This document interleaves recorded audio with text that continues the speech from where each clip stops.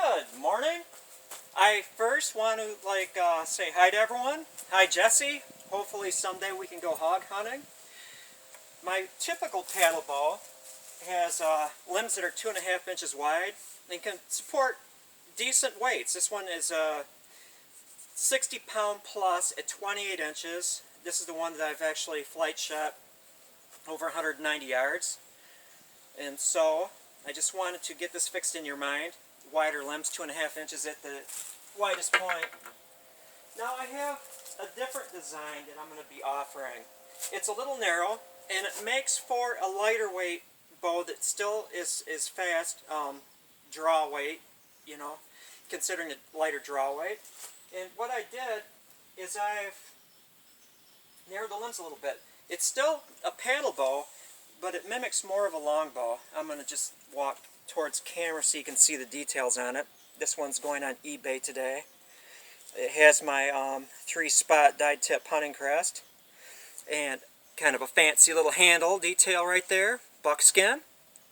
The string is a 2-ply reverse twisted B50 string with one tied on end, another one a slip loop. And so, because of brace height, it's critical. 5¼ inches plus or minus 1/4 inch. So your range is 5 inches to 5.5. Not 6, not 7. So you measure it, and you can just pop it off that pin knock and spin that string to tighten it or loosen the twist, then get it right spot on. You have your bow. You want to unstring it and get it ready for the next shooting session. All you need to do is make that slip loop bigger and slide it right up the end. And I do have, if you look how to string and unstring a paddle bow, I do have a video on that that describes it. This one is darn near even. I like to shoot for a 1/2 inch difference in, if I set it on a table, flat surface, and measure from the surface to the tip, and then measure from the surface to the tip. I like to have it 1/4 inch to a 1/2 inch stiffer on the bottom limb, and this one's about dead even. But there's a slight difference, so the bottom limb is a little stiffer. I put an arrow mark, that's the bottom limb. Because it's symmetrical, if it ever changes over time, just flip it so the stiffer limb is on the bottom. Just to show you the tiller, I'm going to take this hunting arrow that I made 22 years ago, dogwood shaft, and I grooved it, so when I heat treated it, the grooves act like spines, a spine on either side of the groove. Keep it straighter longer. That turkey fletching could be redone though, because it is over 20 years old.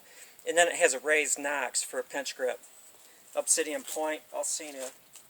Let me stand back so you can see the tiller. This bow is 35 pounds at 28 inches. And I'd like to impress upon you that if your draw length is 27 inches, it's perfectly fine. These aren't compound bows that are developed for a certain draw length and adjusted for a certain draw length. Very adjustable. And so, if you did shoot at a 27-inch draw, subtract 3 pounds. So, this one would be 32 pounds at 27 inches. This is going to be on auction. I like auctions because it's kind of exciting. It's like a horse race. Simple, dark oil finish and greased. Every so often, if the limbs feel dry, just heat them up and grease them with whatever grease. I have a maintenance video. I think it could be on the same video I did on how to string and unstring bows. This one's a little low. I'm going to demonstrate how easy it is to adjust the brace height. Just slide that right off there and spin the string. Doesn't take a lot of spinning. And then just pop it right back on there again. Yeah, it looks like about 5 to 5.5 inches. Just a simple buckskin hand wrap that's the suede side out. A little heavier than that one. This is 40 pounds at 28 inches. So this is legal to hunt deer with in a lot of states. In that one video where I shot, you know, I've got an interesting style. Bring it up and then I acquire left and right, and then when I come down feeling it's at the right angle, then I release. But when I'm deer hunting, what I like about the paddle bows is that they're as easy to shoot and as intuitive whether or not it's up and down or sideways, so you can be low and creepy, acquiring the left and right and then releasing. Anyway, that's my story and I'm sticking to it. Put that right back up there. Give you a slow look at the bow. Beautiful lines. And in the one video I made, I talked about arrow selection. I'll do the same one in this one. eBay. An arrow maker, primitive arrow maker by the name of Trad Arrows. And when you ask him to make you a set of arrows, mention they're for my paddle bows. He's familiar with them.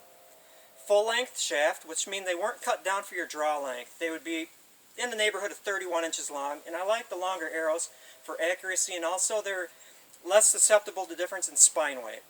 Longer arrows are more forgiving.